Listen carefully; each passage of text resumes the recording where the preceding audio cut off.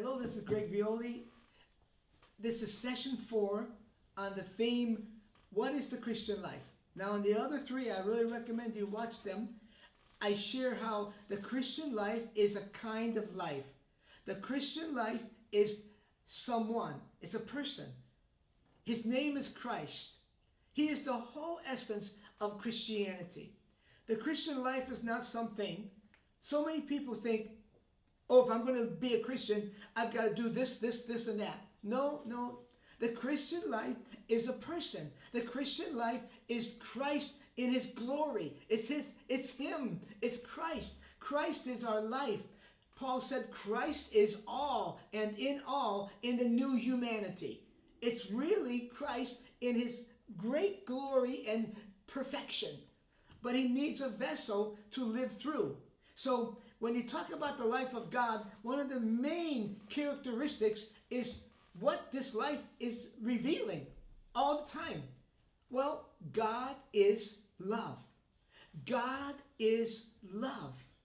So love is a major key. And for over 40 years now, the Lord has over and over and over brought me back. Whenever I drifted away, he brought me back to the importance and the essential nature of love. You have to love. You have to love. You have to choose love. Now here's the thing. Am I a vessel for God to love through me? Or am I trying to love from the nature of Adam? And one time I asked the Lord that question.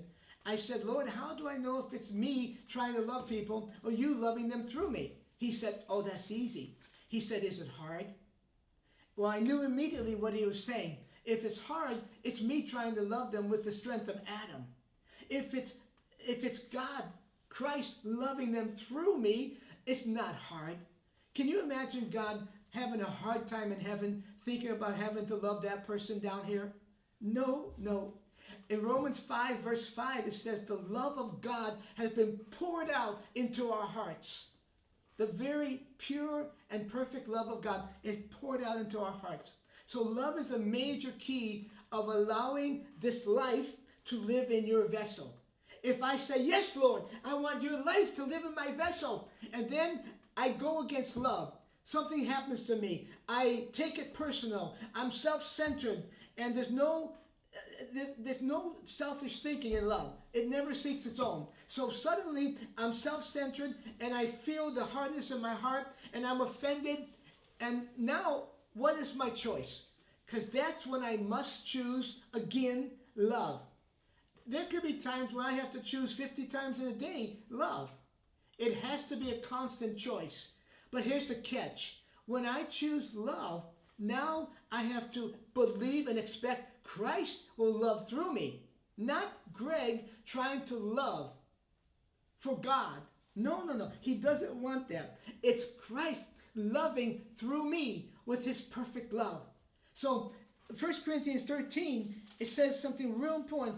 Though I speak with the tongues of men and of angels and have not love, I am become a sounding brass or a tinkling cymbal. And then, it's just saying you're making a lot of noise if you don't have love, the love of God. And then verse 2, though I have the gift of prophecy and understand all mysteries and all knowledge. That's probably the best prophetic gift of any person they have ever had on earth.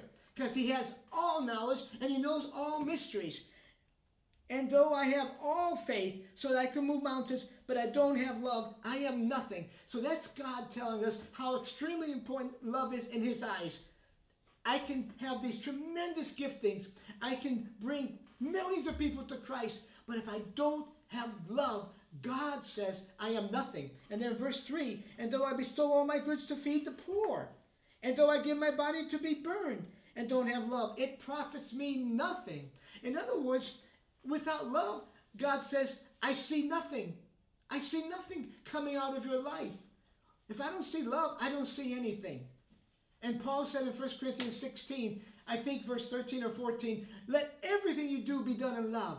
So now, love is so important, I have to know what it is. And God tells you, verse 4 in 1 Corinthians 13, love is patient.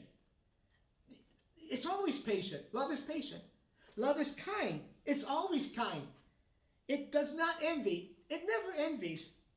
It never vaunts itself. It's not puffed up. It does not behave itself unseemly, and it does not seek its own. It does not seek its own. There is no selfishness, no pride in love. So the wonderful thing is that God is love. So if I'm trying to be patient, that's Adam, me, letting Adam live in me. And that should be a no-no.